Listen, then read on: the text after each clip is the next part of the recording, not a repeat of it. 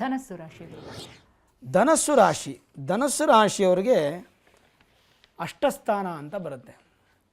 ಅಂದರೆ ನಮ್ಮಲ್ಲಿ ಷಷ್ಠಾಷ್ಟಕ ದೋಷ ಅಂತ ಕರಿತೀವಿ. ವಿವಾಹಕ್ಕೆ ಹೆಚ್ಚು ನೋಡ್ತಾರೆ, ಬಟ್ 8ನೇ ಮನೆ ಅಷ್ಟೊಂದು ಉತ್ತಮ ಅಲ್ಲ. 1, 4, 8, 12 ಈ ಸ್ಥಾನಗಳು ನಮಗೆ ಕೆಟ್ಟ ಸ್ಥಾನಗಳು ಗ್ರಹಣಕ್ಕೆ. ಧನುರಾಶಿಯಿಂದ 8ನೇ ಮನೆಯಲ್ಲಿ ಗ್ರಹಣ ಸಂಭವಿಸ್ತಾ ಇದೆ. ಒಂದು ಸ್ವಲ್ಪ ನೆಗೆಟಿವ್ ಆಗಿ ನಾವು ಇದನ್ನು ಇಂಪ್ಯಾಕ್ಟ್ ಆಗುತ್ತೆ ಅಂತ ನಾವು ತಗೊಳ್ಬೇಕಾಗತ್ತೆ. ಅನಾನುಕೂಲ ಫಲಿತಾಂಶಗಳು ಹೆಚ್ಚಾಗುತ್ತೆ. ಪರಿಪೂರ್ಣ ನಂಬಿಕೆ ಇದ್ದರೂ ಕೂಡ ಆ ಕೆಲಸ ಫೇಲ್ಯೂರ್ ಆಗುವಂಥ ಚಾನ್ಸಸ್ ಜಾಸ್ತಿ ಇರೋದ್ರಿಂದ ಸ್ವಲ್ಪ ಎಚ್ಚರಿಕೆ ಇರಬೇಕು. ಆಮೇಲೆ ರೈತರು ಅಷ್ಟೇ ನಿಮ್ಮ ಕೆಲಸ ಕಾರ್ಯಗಳನ್ನು ಭಾಳ ಮುಖ್ಯವಾಗಿ ನೋಡ್ಕೊಳ್ಳಿ. ನಾಳೆ ಮಾಡೋಣ ನಾಳಿದ್ದು ಮಾಡೋಣ ಅಂತ ನೀವು ಮುಂದೆ ಹಾಕಬೇಡಿ. ರೈತರೇ ಅಂತಲ್ಲ, ಯಾರೇ ಆಗಲಿ ನಾಳೆಗೆ ನೀವು ಮುಂದೂಡುವಂಥದ್ದು ಬೇಡ. ಇವತ್ತಿನ ಕೆಲಸ ಇವತ್ತೇ ಕಂಪ್ಲೀಟ್ ಮಾಡಿ. ಸೋಂಬೇರಿತನ ಜಾಸ್ತಿ ಮಾಡ್ಕೋಬೇಡಿ, ಹಗಲು ನಿದ್ದೆ ಮಾಡಬೇಡಿ. ಧನುರಾಶಿಯವ್ರಿಗೆ ಇದೆಲ್ಲ ಒಂದು ಎಚ್ಚರಿಕೆ ವಿಚಾರಗಳು. ಪದಚ್ಯುತಿ ಆಗುವಂಥ ಸಾಧ್ಯತೆಗಳು, ನಿಮ್ಮ ವೃತ್ತಿಯಲ್ಲಿ ಟರ್ಮಿನೇಷನ್ ಆಗುವಂಥ ಸಾಧ್ಯತೆಗಳು, ಮತ್ತು ಸ್ಟ್ರೆಸ್ ಜಾಸ್ತಿ ಆಗುವಂಥದ್ದು. ಅಂದರೆ ಕೌಟುಂಬಿಕವಾಗೂ ಹೌದು, ವ್ಯಾವಹಾರಿಕವಾಗೂ ಹೌದು. ಈಗ ಎಲ್ಲರೂ ಕೆಲಸನೇ ಮಾಡಲ್ವಲ್ಲ. ಎಲ್ಲರೂ ಕೆಲಸ ಮಾಡಿದ್ರೆ ಬಿಸ್ನೆಸ್ ಮಾಡೋರು ಯಾರು ಅಲ್ವಾ? ಹಾಗಾಗಿ ರಾಜ ಇದ್ದಾನೆ ಅಂತಂದರೆ ಮಂತ್ರಿ ಇರಲೇಬೇಕು, ಸೈನಿಕರು ಇರಲೇಬೇಕು, ಪ್ರಜೆಗಳಿರಲೇಬೇಕು, ಎಲ್ಲ ಇರಲೇಬೇಕು.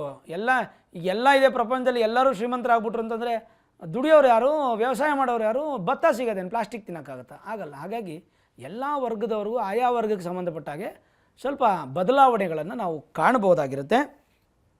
ಆಪ್ತರಿಂದ ಬೆಂಬಲ ಸಿಗುತ್ತೆ, ಅದೊಂದು ಪ್ಲಸ್ ಪಾಯಿಂಟು. ಎಷ್ಟೋ ದಿನದಿಂದ ನೀವು ಉಳಿಸಿದಂಥ ಹಣ ಈ ತಿಂಗಳು ಉಪಯೋಗ ಬರುವಂಥ ಸಾಧ್ಯತೆ. ಒಂದು ಸೈಟ್ ತೊಗೊಳ್ಳೋದಕ್ಕೋ, ಅಥವಾ ಒಂದು ಮನೆ ಕಟ್ಟೋದಕ್ಕೋ, ಒಂದು ಬೋರ್ ಹಾಕ್ಸೋದಕ್ಕೋ, ಅಥವಾ ಮಕ್ಕಳ ವಿದ್ಯಾಭ್ಯಾಸಕ್ಕೋ. ಬಟ್ ಹುಷಾರಾಗಿರಿ. 8ನೇ ಮನೆ ಆದ್ದರಿಂದ, ಅಂದರೆ ನಿಮ್ಮ ರಾಶಿಯಿಂದ 8ನೇ ಮನೆ ಗ್ರಹಣ ಪೀಡಿತವಾಗ್ತಾ ಇರೋದ್ರಿಂದ ಸಾಧ್ಯವಾದಷ್ಟು ಮೋಸ ಮಾಡುವಂಥ ಜನರಿಂದ ಸ್ವಲ್ಪ ಹುಷಾರಾಗಿರಿ. ಫಿನಾನ್ಷಿಯಲಾಗಿ ಮಾತ್ರ ಭಾಳ ಎಚ್ಚರಿಕೆಯಿಂದ ಇರ್ಬೋದು. ಆರ್ಥಿಕವಾಗಿ ಬಳಲಕ್ಕೆ ಹೋಗಬೇಡಿ. ಆರೋಗ್ಯದಲ್ಲಿ ಸಣ್ಣ ಪುಟ್ಟ ತೊಂದರೆ ಆಗುತ್ತೆ, ಬಿಟ್ಟರೆ ದೊಡ್ಡ ಸಮಸ್ಯೆ ಇಲ್ಲ. ಏನು ಪರಿಹಾರ ಹಾಗಿದ್ರೆ? ಪರಿಹಾರ ಅಂತ ಬಂದಾಗ ಮೌಖಿಕವಾಗಿ ಗಣಪತಿ ಆರಾಧನೆಯನ್ನು ಧನುರಾಶಿಯವರು ಮಾಡಿ. ಕೇತು ಅಂದರೆ ಗಣಪತಿಯ ದೇವಸ್ಥಾನಕ್ಕೆ ಹೋಗಿ ಬನ್ನಿ.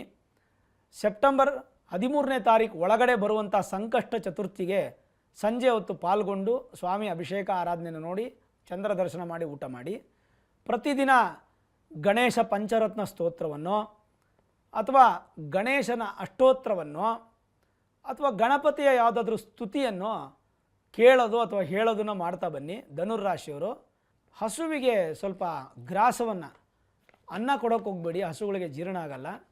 ಗ್ರಾಸ ಅಂದರೆ ಹಸು ತಿನ್ನುವಂತಹ ಇಂಡಿ ಬೂಸನೇ ಒಂದು 5-5 kg ತೊಗೊಂಡೋಗೋದು. ಆ ಮಾಲೀಕನಿಗೆ ಹೇಳಿ ನೆನೆಸಿಡಪ್ಪ, ನಾನು ಕೈಯಾರೆ ಕೊಡ್ತೀನಿ ಅಂತ ಹೇಳಿ ತಿಂಗಳಲ್ಲಿ ಒಮ್ಮೆ, ಯಾವಾಗಾದರೂ ಒಂದು ದಿನ, 13ನೇ ತಾರೀಕು ಆಗಸ್ಟ್ ನಂತರ ಯಾವಾಗಾದರೂ ಒಂದು ದಿನ ಗೋವಿಗೆ ಗ್ರಾಸ ಕೊಡೋದ್ರಿಂದ ಸುಮಧುರವಾಗಿ 1 ತಿಂಗಳು ಬರಬಹುದಾದಂಥ ಸಮಸ್ಯೆಗಳಿಗೆ ಪರಿಹಾರ ಆಗುತ್ತೆ.